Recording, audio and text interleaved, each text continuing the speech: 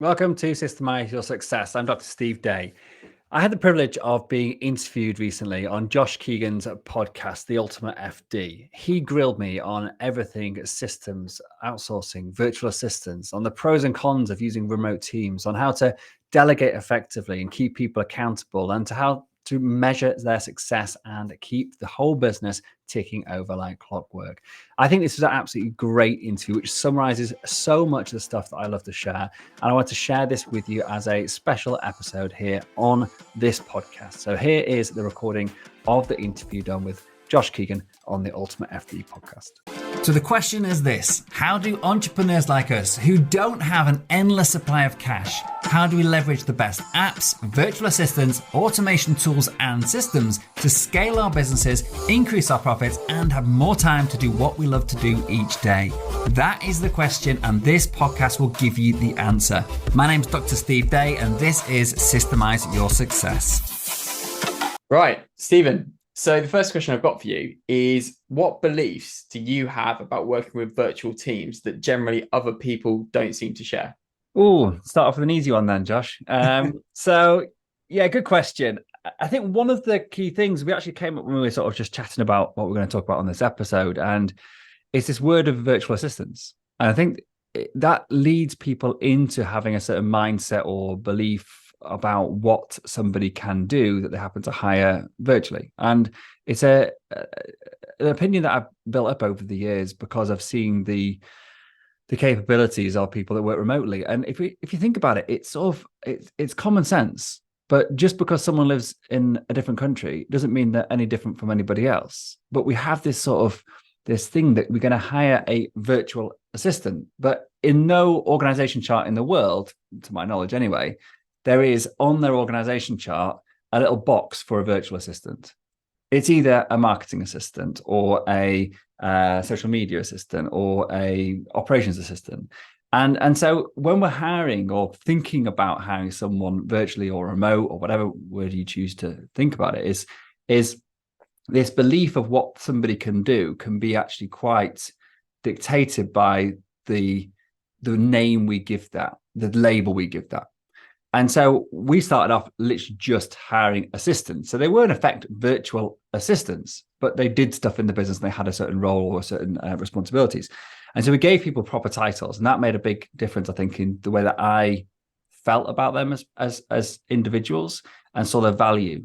And then, but going forward, like moving on now, we're probably going to cover this more in detail, is like the roles that people that work virtually now for myself, but also our clients, they have far outgrow any concept of what a virtual assistant could or couldn't do.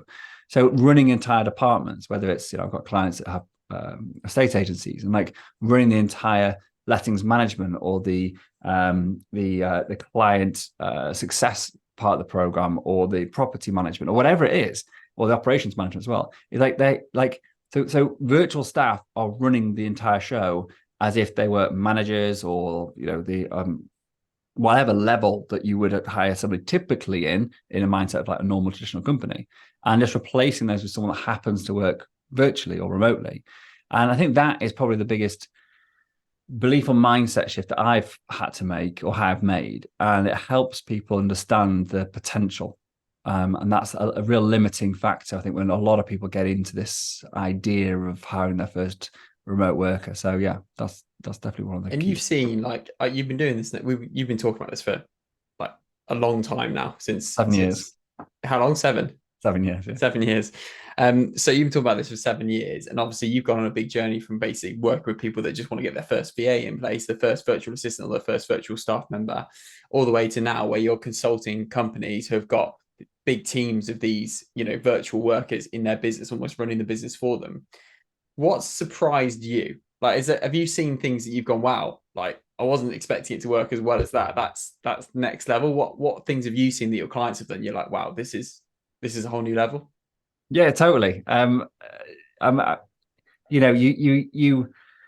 sort of plant the seed, not knowing what's going to grow out of it. And it's that sort of like, so you give people this idea of like, try this out, it's fantastic. I've had a great experience of it, but then seeing what other people do with this information you give them, and these skills or this the confidence to go have a go is fantastic. And so, I've got one example. I'll probably bring it quite a lot because he's been working with me for 3 years now. A guy called Georges, and I've interviewed him on my podcast a few times. And he's now got a team of 6 in the Philippines, and he's actually now hiring more, and a team of 5 in the UK. When I started out with him, he had 4 in the UK and no one remotely. And so those people in the Philippines now actually run the entire business, and the people in the UK are either boots on the ground. So they're the client interaction. He's a estate agent, so the client interaction, going out to viewings, doing the stuff that physically needs to be done in the UK. And okay, they do, a few other things as well, of course, but the operational side of things. So the things I mentioned before. So like the lettings, bringing people, the whole lettings management, the property management, maintenance management, the sales and marketing, the client success, the everything you can imagine is now done by this team that he's built up using our recruitment process to then find good people and then actually just pointing them into positions where there's a good values match. And so they find the right seat for somebody. Exactly the same process you go through in any hire. Is you don't just hire somebody, and they happen to, that they're brilliant out the gate. Sometimes you have to think, okay, well, where does this person's skill set lie in getting them into a role that really complements their strengths? And that can take a little bit of time as well. And so I've seen from like that example and others, it's just like I always thought, well, I've always known this is possible because this is what I do. But then that's easy for me to say because it's sort of what I do for a living now. But then seeing other people who this isn't their passion, it's not the thing they think about like every minute, waking minute of the day, but just giving them the tools to actually like just get started with this and then realize that actually it really, really doesn't matter where somebody is located in the world these days.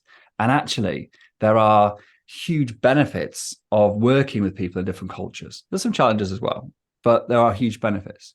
And I think leveraging those benefits and understanding how to get the best out of those remote teams is the key to that success, like for Georges and other people as well.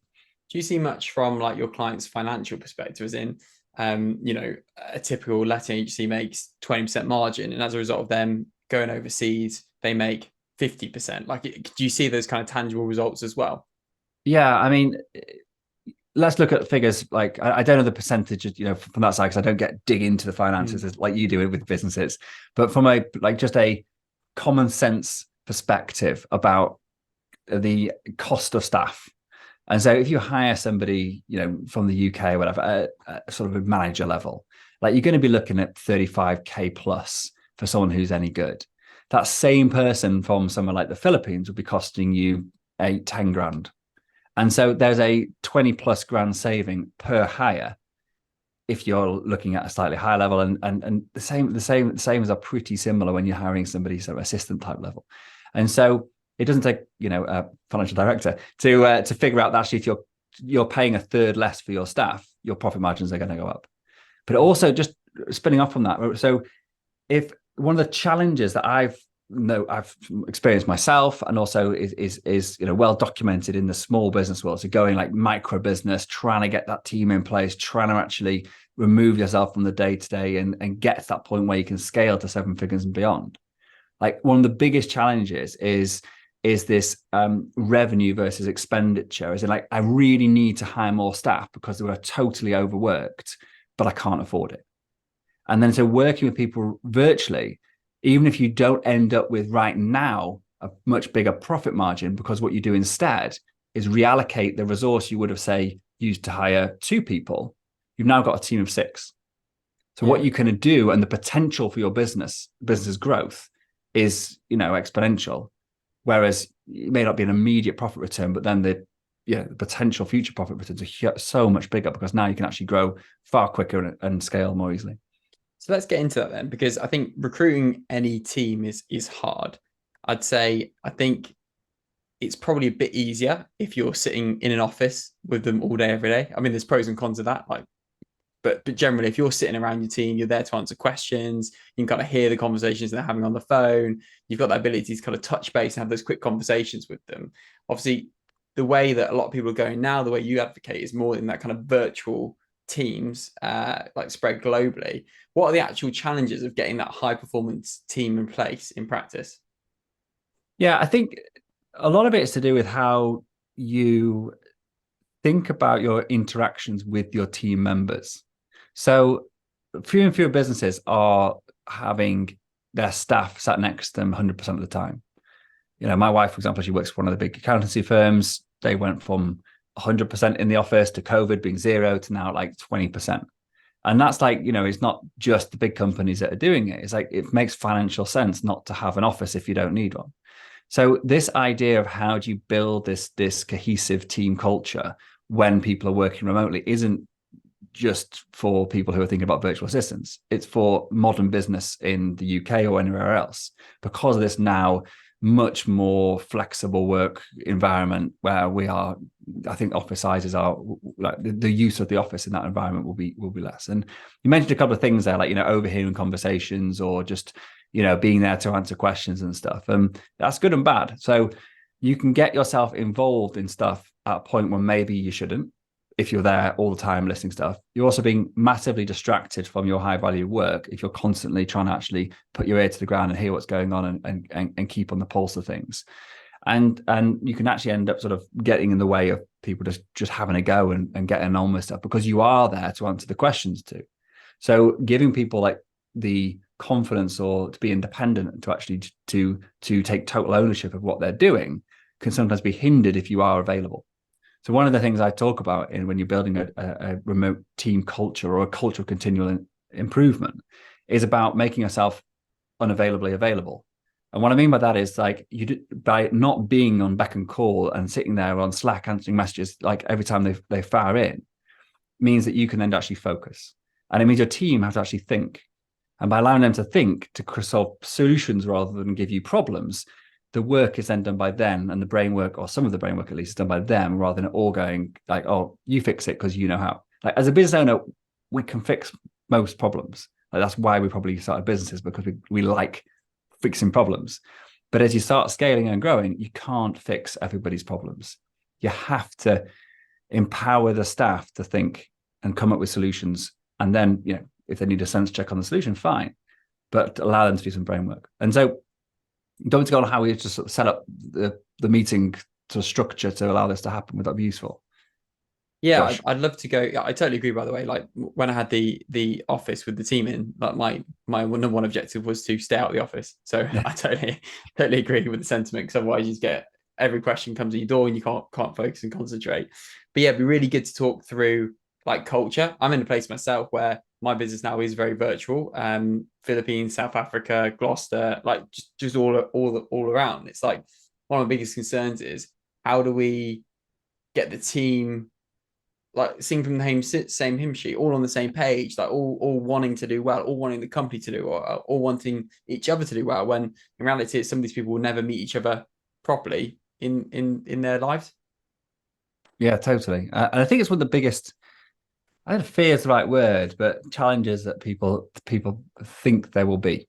And we've struggled with it in the past, and we've come up with a sort of a set of general meetings that we have to try to actually overcome some of those challenges. And so there's a few things we do. Like one thing is we have a check-in every day. And depending on the size of organization, you have to decide of like, is this going to be a departmental check-in, or is this going to be a whole team check-in? And it makes sense, if you've got more than 6 people in the meeting, it can drag on. And it's that sort of like, you have to it's horses for courses, like how big these meetings are. But for us, we're a pretty small team. And for, the example I said before, Georgia's, they do this all in one. So you get everybody in the morning for a quick check-in. It's called daily stand-up. And it's taken from, I think it's from Gina Whitman from Traction. And it talks about the stand-up because you want it to happen quickly. So he does it actually physically standing up. But we've adopted this same idea. Is like, literally, it's just like, what challenges you've got. Do you need anyone else to support do you need to interact with anyone else today to get your work done? What are you actually focusing on today?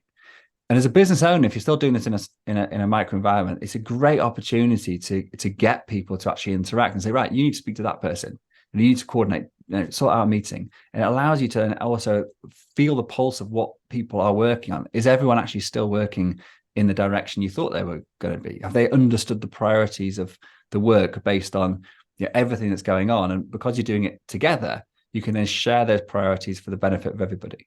And that's a super quick meeting, like 3 minutes per person. So like typically 10, 15, 20 minute maximum. But doing that allows everyone to get together and see each other in the same Zoom room every single day as well. And sort of like, hey, good morning. It's that sort of nice coffee around the water fountain sort of chat. But it's done quick and it's done with a purpose. Nice. Okay, so daily meeting, 3 minutes person, and they're sharing what they're working on that day or what challenges they've got. Yeah. Simple. And then the other ones are like we have a company meeting, which is actually around the values, the mission, the culture of the company. And that is getting together and sharing wins, sharing screw ups or misses, as we call them, sharing how. So we talk about company values and we actually go through them alongside the company mission and our vision. And we then talk about, okay, so based on pick a value, like this morning, for example, what I did was we did pick a value. So this is right, pick a value, pick one. Right, okay. How in the past week have you demonstrated that your behavior has supported your belief in this value? And how could it be improved? Or the other way to do it is to begin with, that's quite challenging, especially with people, say, from the Philippines, because they sometimes don't like talking about themselves very much. So you ask them, okay, what have you witnessed in someone else in the company that has shown that they are behaved in a way that supports the values? And so we're constantly going back to our values. And we're like, the reason for our company's existence is our mission, but how we get there is our values. And if people aren't on board with that and they're not buying into the fact that we're a value-driven business, then they're not right for our business. But the people that are then come together because of the values. And so that's a really useful way to get people, like you use the word singing from the same hymn sheet. It's about actually getting people believing in the what they're doing actually has purpose, and doing it in a way that really resonates with them as a person and their own internal value set. Do you do anything else above and beyond that? Do you do any like socials or like? Yeah, so we have something called a company win thread. So we have a Slack channel called Company Wins, a Slack channel called Company Misses, and that's about sharing, ownership of problems. One of our values is about poking the box from Seth Godin, and one of the things that we talk about is taking risks and owning your mistakes. And so actually people are actually sharing how they're actually trying to do stuff, even if it goes wrong, it's still of value because it's a shared learning experience. And then we do departmental meetings as well, just to finish it off. So if there's the company meeting used to grow, and it would be overwhelming. So like, look, if as part of the business, so if it's marketing, is taking over our company meeting when we start talking about issues, then we just create a new meeting for it. And so it takes away, so it allows that company meeting to be really people focused and values focused. And the other things, so social things like that. Like I will hold my hands up, I'm not actually the best at doing the social side of it. Some of my clients are far better than me. So I interviewed Georges on my podcast specifically about this and about stuff that he's done in his business to help bring the team together. So they have a cook-off, and so they all got in like on Zoom. So everyone's in their own kitchens on Zoom, all cooking the same meal together, and actually sit down and have the meal together. And they do competitions and pub quizzes, and they all send box like a present. They all sit down and open the present together. So just like ideas of like basically just a shared experience, even though they're not actually sat in the same physical room. Nice, cool. Okay, so that's how we kind of create a company culture and get everybody on the same hymn sheet. How, like, I think one of the other challenges people face when they get these teams up to the right level, and I've definitely been guilty of this, is where, well, one is kind of getting zoomed out, where it's like the idea of sitting on another meeting with a person again is like quite exhausting via Zoom. I don't know if you feel like that, but also how do you I appreciate I don't want to open up a an 3 hour long conversation about this because I know I've got a lot to say on the subject, but how do you delegate effectively to people to make sure that the work gets done to the right standard, to the right levels, and once you've done that, how do you then give them feedback when it goes wrong? Yeah, okay. It is something I could talk a lot about because it's what I teach people to do generally. In a nutshell, like it depends on what level of person you're talking about. I'll give you an example. So we talked about hiring earlier and about like I just want to like make it clear that not all, like I'm going to use the word here, even though I said I don't like it, not all virtual assistants are made equal. Like there are good and there's bad people in any job market. And so you got to be constantly striving to hire A players. And that means you're going to kiss a few frogs along the way to get there. I don't care how good your recruitment process is. Some people, when they arrive and they work, they just don't fit in. They just don't actually show up and do the level of work that you want them to. And so you've got to be prepared for that. And so we reckon about sort of like 1 in 4 people you hire are proper A players. And the other ones, you actually just need to be in that culture of, hire slow and fire fast. And so I'm obviously not calling that phrase, but it's this idea of, constantly be on the lookout for new A players and then get rid of the people that actually don't measure up, and don't be complacent, and don't think like just because of this is a virtual assistant, again, using that phrase, that I should treat them any different from any other employee. I've had people, oh yeah, they didn't show up for work today. Oh yeah, they, with natural disasters aside, because they do have some huge typhoons which knock out telecommunications and stuff like that. Fair enough, you can't, they can't do anything about that. But actually, they can have a backup generator, like my operations manager does, because she knows it happens. She's also got a 4G phone as a backup, so she can always communicate with the team. So there are things that people can do proactively. But anyway, let's not get in there. So with that side, if people aren't actually showing up, if they're not performing at the level you would expect from anybody, then consider actually just starting to hire, again. And so the reason I say all that is because the way we typically delegate to when we're growing the team, we're not talking about here, like you said, about this is not your first hire, whatever. Like we've got people in place, and now we're trying to grow and scale the business. So bringing people in, if you want to hire somebody to replace somebody in a certain role, or you want to be safe, it's a bit like the analogy of like a football team. Like a good manager doesn't wait until that A team striker gets bought out by another team before they start looking for their replacement. They have a bench, and that bench is fighting to get onto the A team, to get on the pitch and show them what they can do. And so the idea is they're basically hiring and bringing up their skills and this culture and these values, like while they don't need it. And then when they need it, they've got the reserve. And if you think of it in that way with your business as well, it's like, so if you hire somebody, you train them up and they become, say, your operations manager. To then get somebody else in, you can assist that person who will be overworked, because everybody always is, as an operations assistant, and then see how well they go. And so going back to your question about delegation, is that person's already in the role, delegates down to elevate themselves up.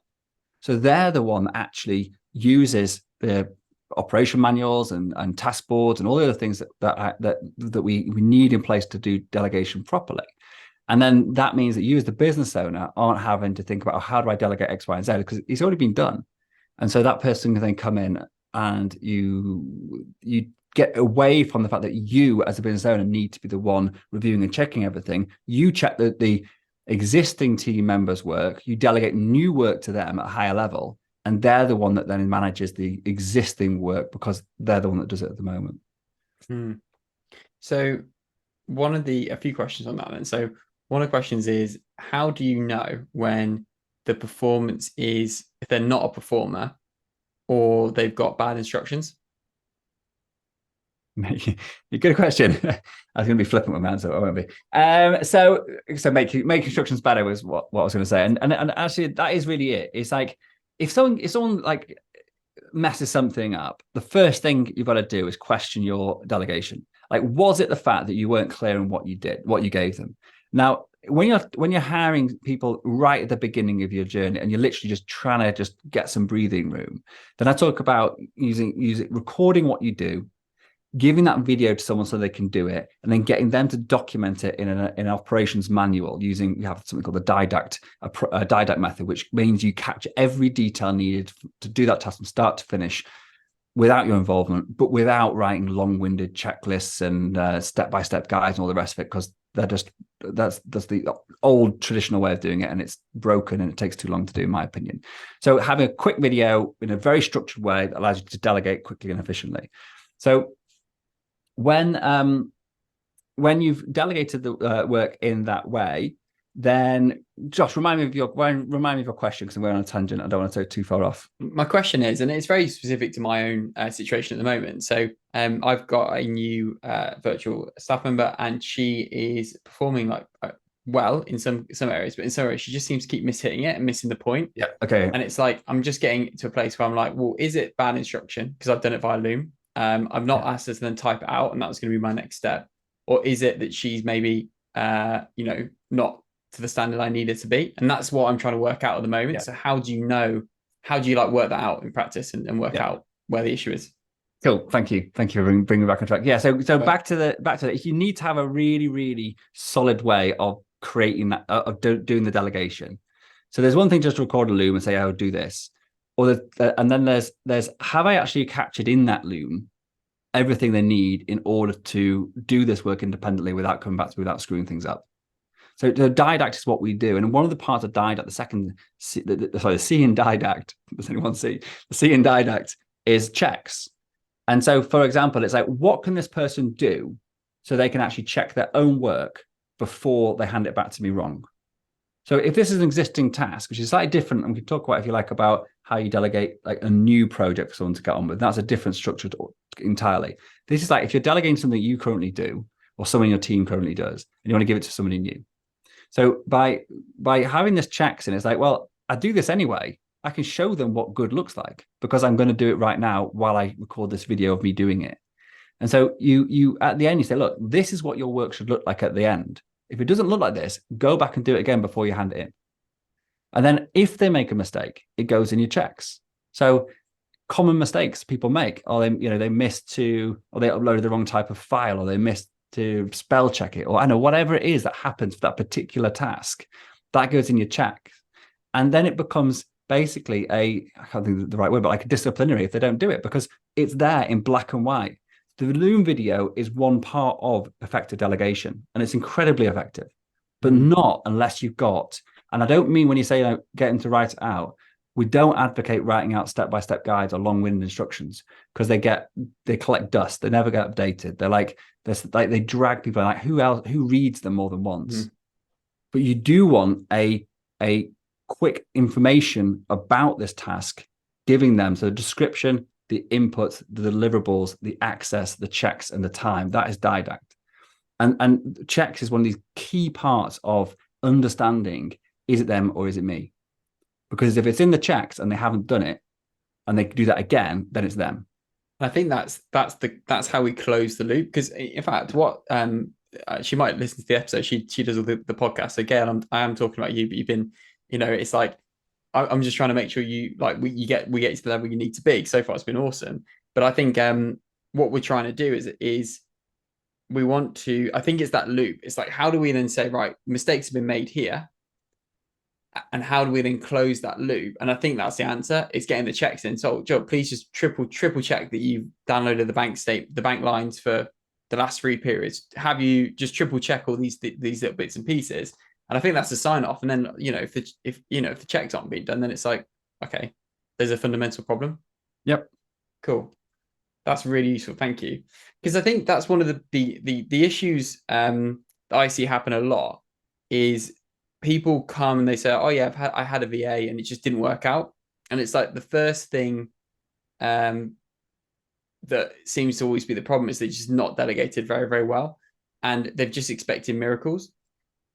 In terms of delegation, do you have a policy on how you delegate? So for example, do you just delegate on Slack? Do you just delegate on Asana? Or can you delegate on WhatsApp? Like how do you set a rule and like, this is how we delegate stuff? Absolutely. It's like rule number 1. But above anything else, I don't care if you don't record any videos, I don't care what you do, is your delegation for your own sanity, for that person's ability to work effectively without having to procrastinate and think, what do I do next? It happens on a task board. And so that task board is in a task management app. We use Asana, and it's a Kanban style board, really it's more complicated, but in a simplest form, pending, priorities, in progress, done. And just that alone now gives you total visibility and control over what someone is doing, what order they do it in, if it's been started yet, when the due date should be done, who's it assigned to, who's accountable, and it gives a specific location for all communication about that specific task to be in one place. So we ban emails, we ban Slack messaging, we ban WhatsApp messaging. Anything about a task that's ever been delegated is communicated about that task. If I need to say, hey, Josh, I need your input on this urgently, can you check out task ID or you link to task? It's not, hey, Josh, I've got a problem with the podcast. I'm looking for the solution. blah, blah, blah, blah. Oh, by the way, it's on this task because you just told me what I need to tell you. So I'm going to be, because I'm in a rush, I'll answer the question on the Slack channel. And now you've got communication in two places. So these policies about delegation are like fundamental to this working. And this is where most people screw up, is they get lazy or they're busy. Oh, I'll just ping an email. So that's fine, because actually, if you're out and about, opening up your task management app, putting a task in there, creating it, is tedious and can get in the way of you actually just getting on doing what you're doing. So if you do, I often delegate via voice note. What I say is, hey, Yvonne, I really need to crack on with this. Will you create a task on your task board for the following? And so now, even though I've delegated it via a voice note or delegated it via Asana by email, it's now banged in where it should be, in line with our company policies. Amazing. So you just made me happy, because I was just thought I was going to have to move away from voice notes there. So as long as you say at the start, can we add this to Asana, please? Then we're cool. Like that, as long as they do that, and then every task gets put onto Asana. What happens if it's like, it's a job that's going to take them 30 seconds? You still want them to put onto there and then tick it off? That's worth it for the system to be complete. Yeah, I mean, if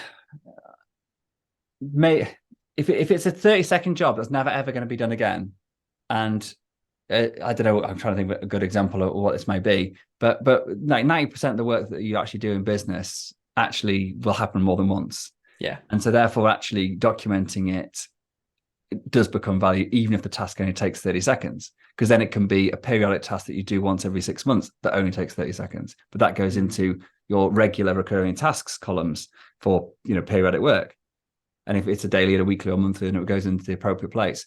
So like having this task board allows you, once you start building it up, gives you a place to see every single thing that's ever happening in your business ever, and knowing who's responsible for it. And so if this is that, they could say 30-second task, well, if it literally will never happen again, it's like, hey, we just call my mom and tell her I'm going to be late because I can't get through. Probably not. But give me some examples of these, but you get the idea. Yeah, I get the idea. Yeah, I totally get it. So one of the other issues that I found, and that I think other people can find, particularly when they're working with virtual workers in the Philippines, is, and you may say this is not the case, but my experience has been, they can be quite agreeable in that you're kind of explaining something to them and they go, yep, understood. Yep, understood. And it's like, then you get off the call and it's just like, then it's like that conversation hasn't happened, or they've not understood it, or they can't actually do it in the time frame that you've asked that they can do it at. And it's like, what happened then? I think it's just the politeness and agreeableness of them wanting to serve. Have you had that experience, and how do you manage that in practice? Yeah, definitely. And that is one of the challenges of working with the culture of the Philippines. And a lot of it, I've talked a lot with my staff about this, and some of it becomes basic because of the hierarchical structure of sort of like authority there. And so actually, when someone asks you to do something and you're a lower level, so to speak, then the answer is yes. And that is a real problem when you come from a culture where actually what you really value is pushback and actually challenging, and you want people to actually say, I don't think that's going to work, or I haven't got time to do that, because that's the reality and that's what's going to happen anyway. So you might as well know about it up front. Yeah. Whereas what you just described is really, really common, isn't it? Nod, fine. A week later, you're like, where the hell was that thing I asked them to do? And it's, for whatever reason. And so there's a great book actually called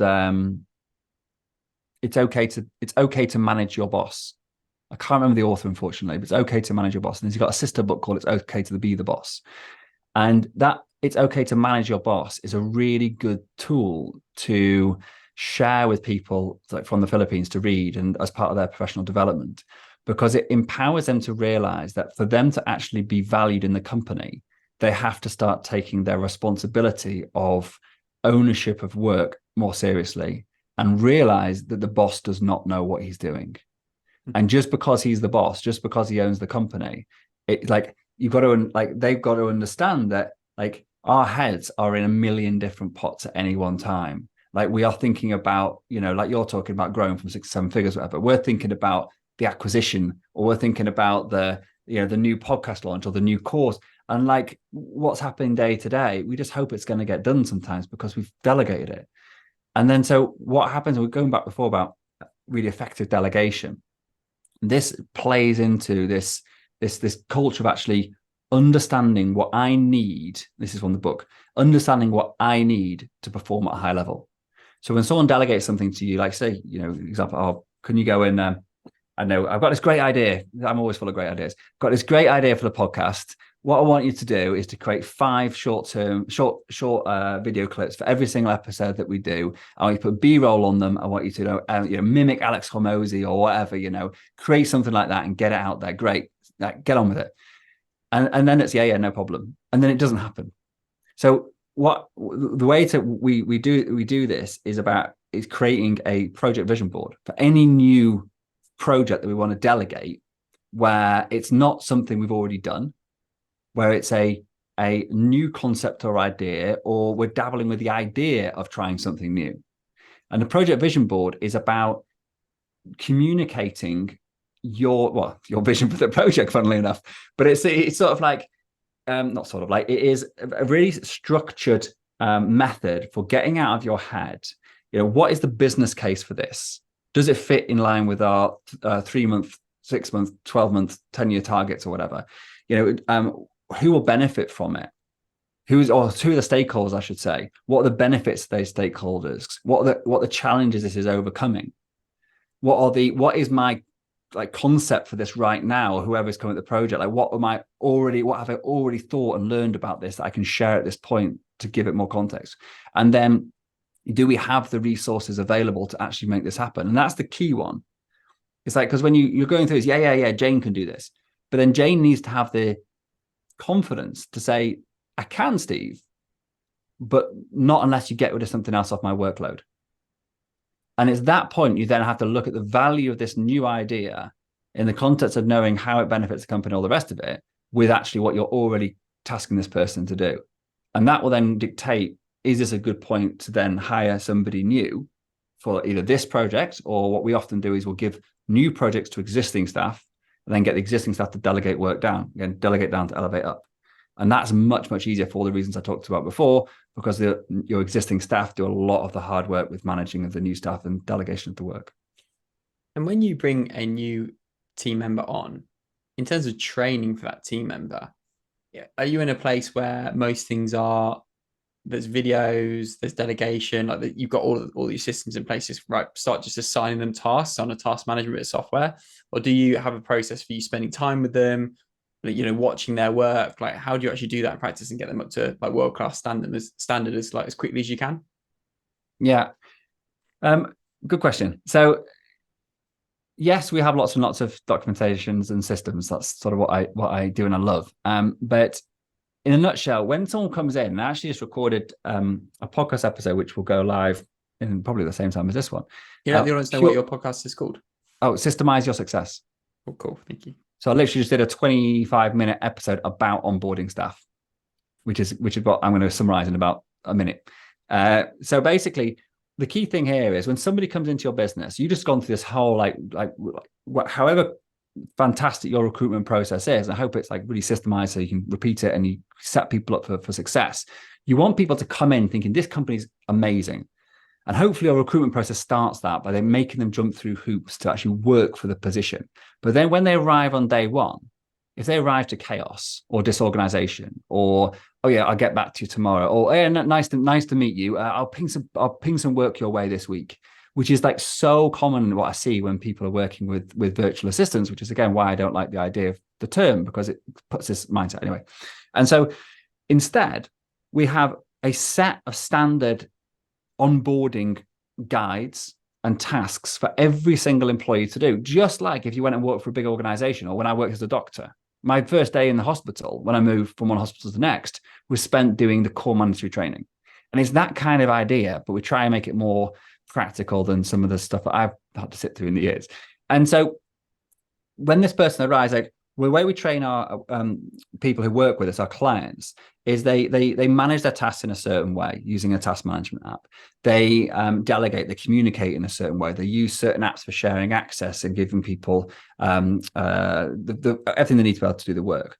And so we've created a set of core mandatory training about how you work together, how you communicate, how you're going to be delegated work, where you should ask for help, the policies around, communication, how all that stuff, which is basically the how to work collaboratively in this organization, like what meetings you're going to be needing to attend, why you attend those meetings, when is your welcome meeting, all these sorts of things, which basically mean that this person now, before you've delegated a single task to them, has an idea of how the company's structured, what its values and mission are, because that's part of it as well, who's in the teams, how they're going to actually get work, all that sort of stuff is actually part of that initial training. And that is like what sets you aside or apart, that's what sets you apart from like 99% of small businesses.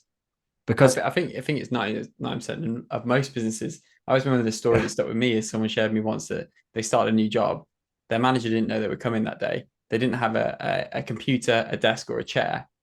And they were just like, standing around the office for a day. It's like, how welcome do you actually feel when that happens? So I remember we changed our system so people got that warm welcome, like, here's your training, here's what you're going to do. Yeah. Like when you get though, because obviously you've got that core training, and that's a lot of building. What you build it once, it's done, and then you can keep using it. But when you're like 3 months in and mistakes are being made, what do you do then? Is it like, do you have one-to-ones for feedback, or do you book in like a few hours just to sit and shadow the work? Like what would your approach be then, just to get performance up to where it needs to be? Yeah. So two things. So one of the key parts of that initial onboarding is their welcome meeting. Yeah. On that welcome meeting, apart from going through the job role and the company culture and all the rest of it, and the mission, the vision, all that, we book your first one-to-one. And those one-to-ones are every single week for the rest of your employment. They're non-negotiable. They happen every week. They're half an hour and they have a strict agenda. It's a time for you as the employee to talk about what you need to talk about at that given point in time. So when I start those meetings, this is borrowed from Mark Horstman, The Effective Manager, which is another great book. And when I start those meetings, I simply say, over to you. Nothing else. Shut my mouth and wait. And whatever comes out of that person's mouth next is the topic that we talk about. And that happens for about the first 10, sometimes even 15 minutes of every single meeting, every single week. And that does a couple of things. One is it gives you, it changes the relationship very quickly of I'm here to be told what to do and I'm going to do my job, to one of I'm here and this manager, so you only do this with the people you directly manage. So my manager is listening to me, is concerned enough to actually think about what I actually want to, talk about, and is there every single week to help. And that meeting also has the opportunity for giving feedback, which you should really do as soon as possible every day. And again, Mark Horstman has a brilliant feedback model in the same book, The Effective Manager. We've adopted that, and it works really well. So giving feedback as soon as you can. But this meeting is a really good place to give feedback, especially if it's slightly more challenging. You want to do it sort of one-to-one, or you don't want to send a voice note or a video, ideally. And because you do this every single week, and we do things, for example, we have task board reviews where we actually go through tasks, and if the things are being flagged up as being wrong, this is the opportunity. So we don't wait for these problems to occur. They are part of our routine of proactively looking for areas where improvements could be made. And we want that to come from them. Even the best employees, we want them to be improving. And so there is something we call Sharpen with Ease, which is about them identifying tasks that they're doing where there's room for improvement. So even if we haven't really got anything massively problematic with somebody, we still want them to go through the same process of actually improving themselves and their work. So it all boils down to having these scheduled meetings, again, using the task board, to a task board management system, which is all around that, and then actually just keeping to it. And it's one of the biggest pushbacks I get actually from new business owners who are taking on staff is, but I haven't got time. I haven't got time to do a half an hour meeting every week with every single staff member. But the time it saves you is massive, because this person now has somewhere every single week they know they can talk to you. So all of those little bits of conversations and the ping messages and all that, it just disappears. And alongside the meetings I discussed before, if you have daily stand-ups, company meetings, department meetings, and these, it sounds like a lot, but literally I probably get Slack messages direct from me, except for urgent stuff like, oh, I've lost access to your Facebook or something. I need a 6-digit code, which I have to do in real time. Except for that, it's like it's almost not zero, but it's almost zero because there's a time and a place for every conversation. So yeah. Amazing. Just going to finish with one kind of bonus question, if you like, which is something that I want to know the answer to. And this is basically came from getting you on the podcast and get you set up on the podcast. Have you effectively managed to find a way for somebody else to manage your WhatsApp now? Yeah. And do you mind sharing how? Yeah. No, I mean, I don't mind. No, it's a secret. No, it's actually set the context. Like, yeah, I've delegated emails a long time ago, and emails get kind of managed, and that's brilliant. But my WhatsApp is always very busy, and yeah, I think I sent you a voice note with kind of context around the podcast, and somebody said, "Oh, thank you very much. I'll pass this on to Steve." I was like, nice. So like, how have you got that set up? And what are there actually benefits to it? Like how? Because in my head, if I've got someone managing my WhatsApp, I'd still need to look at majority of the messages anyway. So are you finding why? Are you getting the yeah, good question. I mean, clients, yeah, I mean, good question. I don't know, but it's probably just a limited belief or a preconceived idea. Yeah. Okay. So whether it's emails, WhatsApp, social media messaging, so Facebook, LinkedIn, whatever, I don't deal with any of that front line anymore. Somebody deals with it, and there's a big reason for that. So a lot of work is generated by incoming traffic through whatever means it is. And there's a lot of noise as well. And then there's some stuff that you actually need to respond to personally. But what I don't want to do is be distracted by the work, which actually someone else can manage, the noise or anything else. I just want to know what I need to actually respond to. And so whatever channel it is, by having someone in the middle, yeah, it slows down like arguably a little bit. So if you're really waiting for something important, of course you can look at it. It's not like you don't have the ability, but it just means that I never have to unless I want to. And it allows then when work comes in, or when messages come in, my comms assistant, we have a set, we've called the unified inbox management system. And this is like one of the key things we set up with people once we work with them and got the basics in place, because it saves like hours of every person's day, every manager or a business owner's day. And this is like a message comes in, and that person then has a set of rules and guidelines of, do I respond to this directly? Have I got the knowledge to know how? Is it an FAQ? What if I don't? Who does it need to go to get the answer? Or is it something that actually we need to generate a task for to do? So, hey, can you pay this invoice? There'll be we'll generate a task within someone's task board who that's meant to be assigned to, go and pay this invoice. Or, hey, I've got a question. Okay, I don't know the answer to this, but this sounds like the operation manager will know. We'll create a task in a task board, which actually it's called the unified inbox. And that's where that task is then assigned to the operations manager to come and respond, which is then dealt with. And so by doing this, you're creating this gateway. Well, this what's the word I'm looking for? Like gateway, which basically filters gatekeeper, yeah. Who's basically like passing the work or the messages to the appropriate place or person or to the bin. And so that just takes away like 95, if not more % of anything I ever see. So for example, with WhatsApp, so for example, I sent you a WhatsApp around what we're going to talk about in this podcast voice note. Your VA came back, sorry, the VA, your comms assistant came back and said, thank you very much, I'll pass it on to Steve. So what do they do? Does she leave it unread, or does she put it onto that on that board, or how does that bit work? I mean, in its simplest terms, then that goes onto our unified inbox board assigned to me to action. That's the simplest. With urgent stuff like this, because the podcast was happening in an hour, then I would have got a Slack message to say, hey, Steve, there's a really urgent message for you about the podcast happening today. So we have escalation policies for certain things. In that context, I actually had WhatsApp open on my screen because we were in the middle of a conversation and I saw it come in, and then I saw her message come in 9 minutes later. And if I'd put a thumbs up on it like I had done, then she would have known that I'd seen it. She wouldn't have needed to. But now that went back into the system, thinking she'd think I'd missed it. Then she'll add. So if you in a scenario where I'm not there, because I can still do outgoing messages myself if I want to. Like I was this morning, I listened to your message that you sent me, and I sent you a voice message back. So it's not that I'm totally like I don't have the ability to do this. It's just I choose when to. Yeah, it means it gets missed. I get the value. I'm just trying to work out I just want to know how I do it in Yeah, practice. yeah, okay. So really practical steps.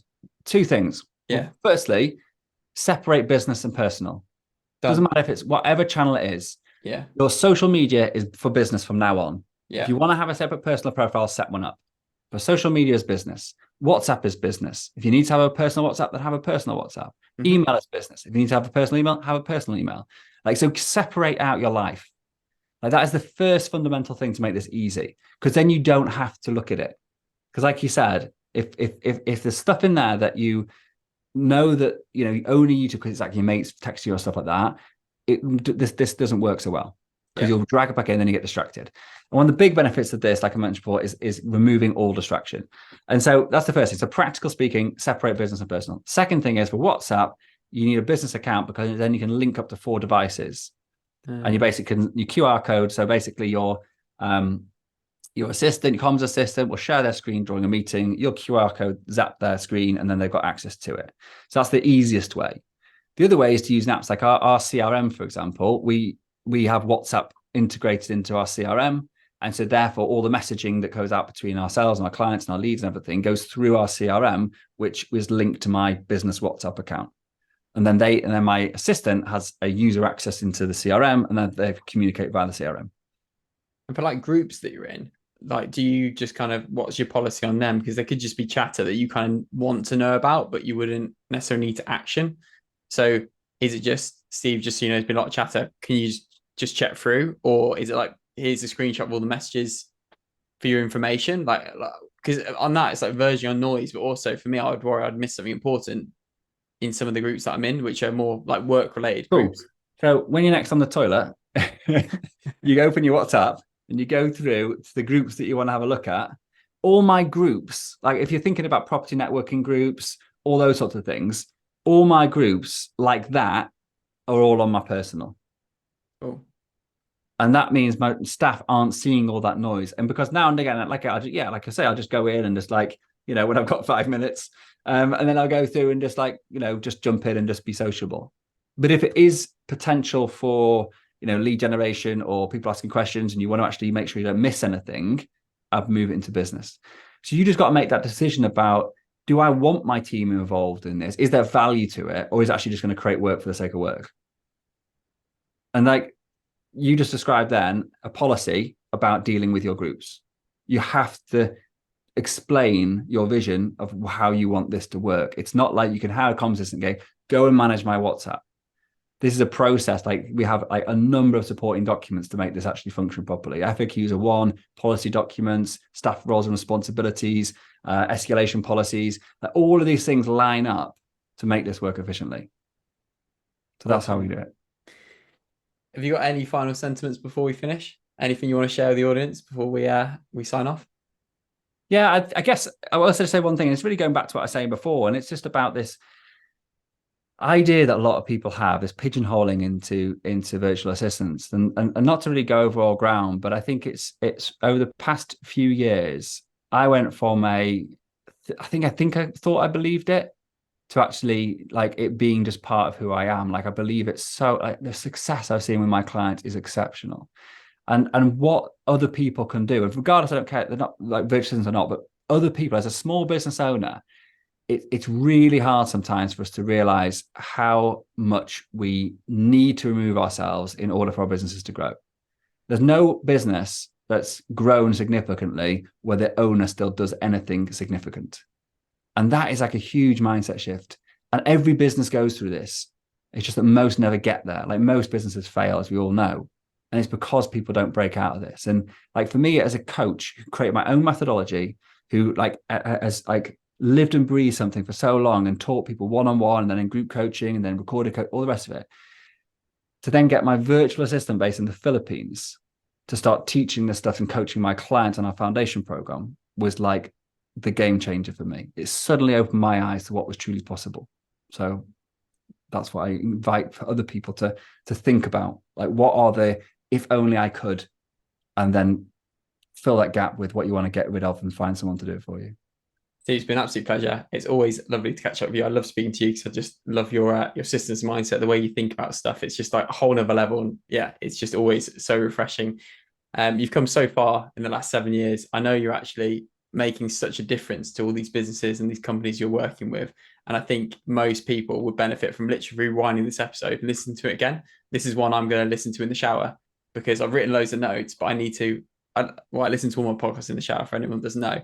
But I'm going to listen not just to the ones with me on it. Yeah, well, and I'm going to listen to this one again because it's just been so much high value stuff in there for me personally. And I know for the audience, it will be an absolute game changer. Thank you so much for giving up some of your precious time. It's been an absolute pleasure to have you on board. And if anyone wants to reach out to you, where can they find you? What's the best place to follow you or find out what you're up to moving forward? Yeah, as this is a podcast, then please check out my podcast, Systemize Your Success, which is where I talk about all this stuff in great detail. And if you want to find me, go to my website, systemsandoutsourcing.com, systemsandoutsourcing.com. At the bottom of the page, there's links to all my social and get on the phone, all the rest of it. Amazing. Thank you very much.